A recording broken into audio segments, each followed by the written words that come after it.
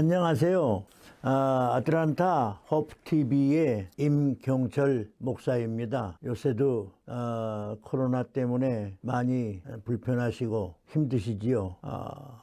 하나님께서 속히 이 무서운 힘든 재난을 멈춰주시면 참 기도하는 마음 간절합니다. 오늘은 예수님이 왕으로서 또 제사장으로서 선지자로서 이 땅에 오셨다는 말씀입니다. 이 선지자라는 말은 이제 프로페트, 그리스에서는 프로페테스라고 하지요. 이 선지자라는 말은 말하자면 하나님의 뜻을 미리 알고 하나님의 뜻을 백성들에게 전하는 사람을 말하는 것입니다. 그런데 이제 구약 시대에 보면은 선지자라는 말도 있고 예언자라는 말도 있는데, 이 선지자나 예언자는 결국은 같은 말이에요. 우리가 언뜻 생각할 때 예언자라는 말은 미래에 대하여 미리 말을 하는 사람이라 이렇게 생각하기가 쉬운데, 이 예언자라는 말은 미래에 대하여 얘기를 한다는 것보다는 하나님의 뜻을 전달하는 그런 사명을 가진 사람. 다시 말하면, 그래서 우리 한국말 성경에는 미래에 대한 예자, 미래 예자가 아니고 맡길 예자를 썼다는 거죠. 그래서 이 예언자라는 것은 하나님께서 맡기신 일을 전달하는 사람이지요. 요새로 말하면 설교자고 하나님의 말씀을 전달하고 가르치는 사람이라고 볼 수가 있습니다. 그런데 결과적으로는 이 예언자나 선지자나 같은 사명을 가진 사람들이었고, 또 우리가 언뜻 생각할 때에 선지자를 대선지자다 또는 소선지자다 또는 대선지서, 소선지서 이렇게 구분을 해서 누가 더 위대한 것처럼 생각하기가 쉬운데, 그런 것은 아니고 말씀하신 성경의 기록이 좀 긴 분들을 이렇게 선택해서 대선지라고 했고, 내용은 다 같이 중요하지만은 말씀이 짧은 분들을 가르쳐서 소선지자라고 했습니다.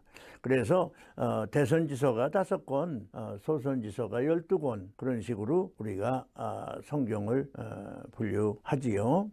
그러나 이 선지자라는 말은 대선지자가 따로 있고 소선지자가 따로 있고, 하나님이 구별해서 더 귀하거나 더 큰 사명을 맡긴 사람이다, 이런 뜻은 아닙니다.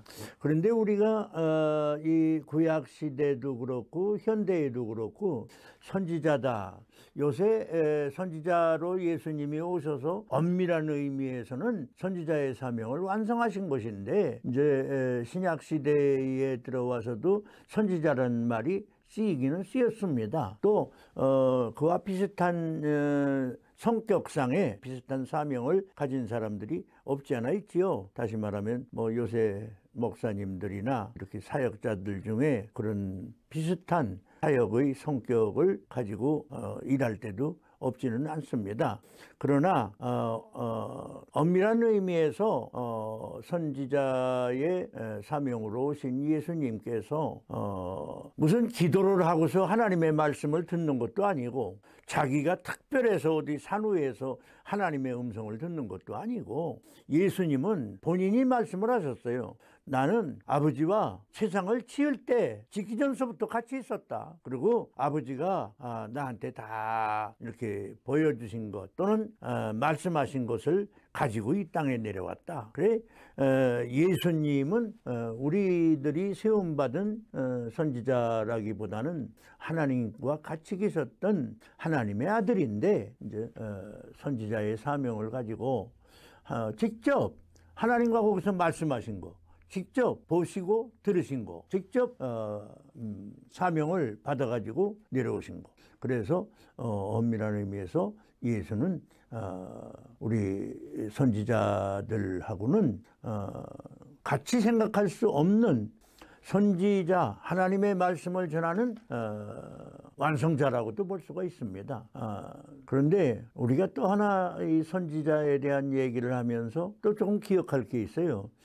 주의 종으로 선지자라는 말을 쓰였지만 거짓 선지자라는 말이 들어 있어요. 구약에서도 거짓 선지자라는 말이 있고 신약에서도 거짓 선지자라는 말이 있습니다. 그런데 말하자면 구약에서는 사무엘 때부터 선지자를 세워서 그 하나님의 말씀을 전달했지만, 다시 말하면 하나님과 인간 사이에서 인간의 문제를 다스리시는 분이 왕이시고, 그것을 하나님께 제사를 드림으로써 어떻게든지 인간의 문제를 해결하려고 하시는 분들이, 그렇게 세우심을 받은 분이 제사장이고, 또는 그것을 미연에 방지하는 사명을 가지고 하나님의 보내심을 받고 세우심을 입은 사람들이 이제 선지자라고 할 수가 있지요.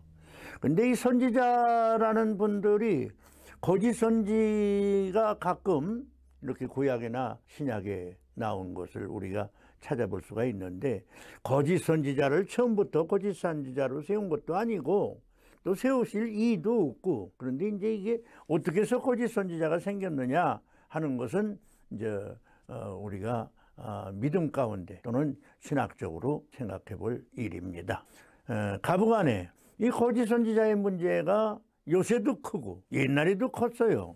내가 젊었을 때부터 좋아하던 성경이 이제 말하자면 이 선지자 문제에 대하여 에레미야 14장에 보면 14절에 여호와께서 내게 이르시되 선지자들이 내 이름으로 거짓 예언을 하도다, 그렇게 돼 있어요.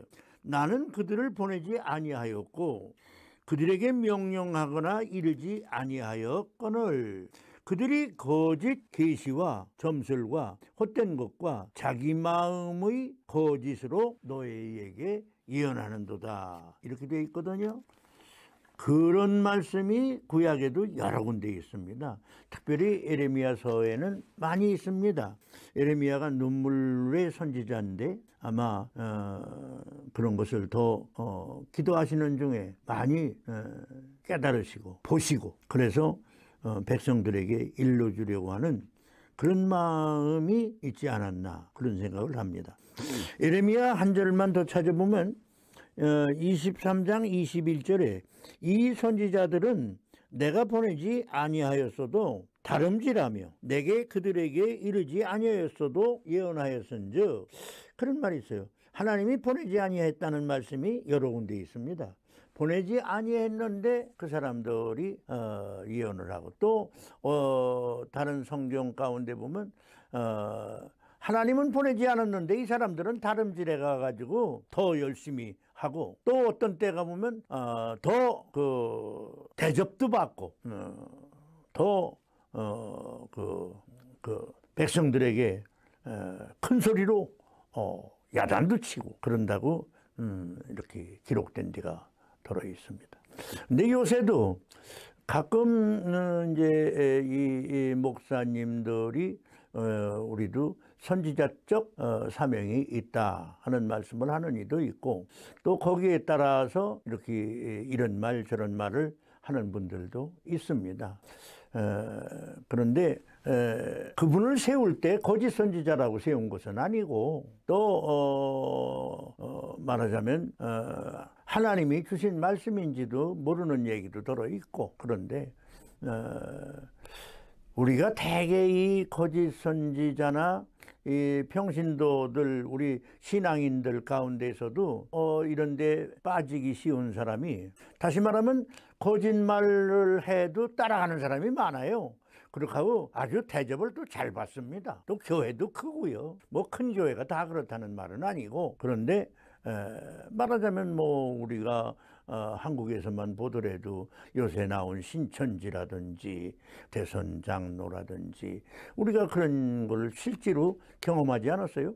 제가 청년 때입니다. 제가 청년 때 박대선 씨가 나왔는데 저도 거기 가서 이렇게 한밤 철야도 하면서 기도를 해봤어요. 그랬는데 뭐 저한테는 그렇게 다른 것이 오질 않더라고요. 그래서 한 2, 3일 가서 철야도 했는데 뭐 별다른 영향을 받지를 못했습니다만은 가부간에 제 경험으로는 이렇게 되기 쉬운 종들이나 또는 우리 신앙인들도 성경 말씀을 다른 사람보다 조금 더 알아야 되겠다. 예수를 다른 사람들보다 좀 잘 믿어야 되겠다. 그런 데서 이렇게 거짓된 길에 서는 참 거짓말을 거짓 예언을 하는 그런 예언자들도 있고 또 이것을 따라가서 젊었을 때 많이 봤어요. 젊었을 때 보면은요 거기 따라다니다가 아주 재산도 다 버리고요 가족도 다 버리고요 그래도 거기를 따라다녔다가 근데 저도 한번 그런 분을 만나서 제가 잘 대화를 하고 처음에는 안 듣더라고요. 그런데 이제 잘 해서 나중에 돌아왔습니다만은 오늘 예수님은 하늘에서 직접 떨어지신 만나고 하나님의 아들로서 하나님과 얘기하신 것을 하나님께서 말씀하신 것을 다 그대로 가지고 이 땅에 오신 선지자입니다. 그래서 우리는 예수님의 말씀이 중요하다는 것이고 그래서 우리가 성경 공부를 할 때 뭐 요새는 성경 공부가 또 약간 많아요.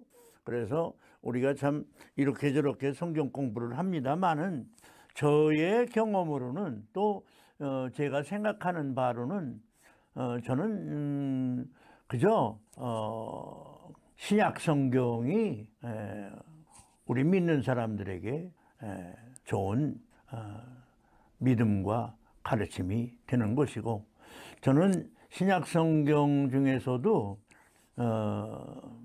예수님이 직접 말씀하시고 직접 보여주신 사복음이 제일 중요하다고 생각합니다. 또 어떤 면에서는 사복음을 읽으면 재미도 있고요 참 은혜도 되고요 또 특별한 지식이 없어도 쉽고요.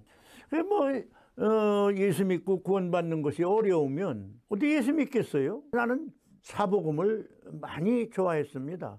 지금도 좋아하고 또 이렇게 오랫동안 목회를 하면서 교우들에게도 참 사복음을 많이 강조합니다. 예수님이 선지자로 이 땅에 오셨습니다.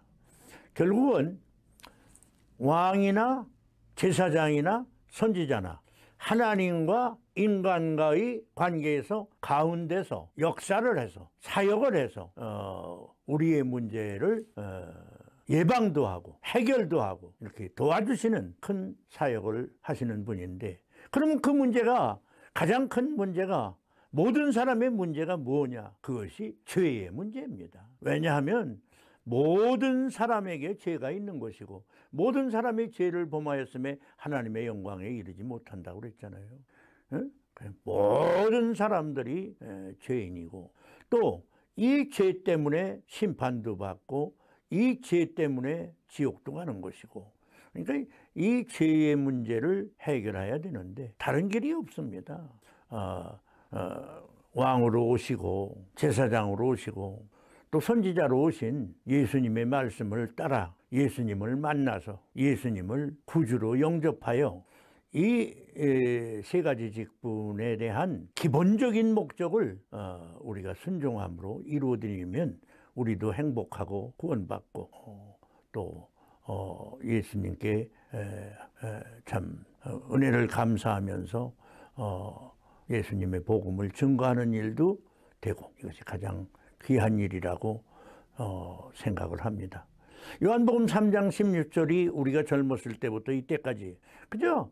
그것이 제일 좋아요. 하나님이 세상을 이처럼 사랑하사 독생자를 주셨으니 이는 저를 믿는 자마다 멸망치 않고 영생을 얻게 하려 하심이라. 아마 주일학교만 다녔어도 이 말씀 요한복음 3장 16절을 모르시는 분은 없으실 것입니다. 이제 그 뜻을 깊이 새기면서 우리의 왕 되시는 예수의 다스리심을 받고 우리의 제사장 되셔서 십자가에서 대제사장으로서 휘장이 찢어지도록 우리의 죄를 위하여 대속의 길을 열어주신 우리 주님, 직접 제물이 되신 우리 주님 예수를 사랑하고 순종하고, 예수께서 우리에게 친히 남기고 가신 하나님의 말씀을 따라 우리는 좋은 신앙인, 건전한 신앙인, 행복한 신앙인이 되어야 될 줄로 믿습니다. 감사합니다. 그저 제가 설교하는 것도 아니고 그저 이런 복음의 교재로 삼으시고, 예수님이 우리의 호프이고 예수님이 우리의 소망입니다. 감사합니다. 오늘은 여기서 마치겠습니다.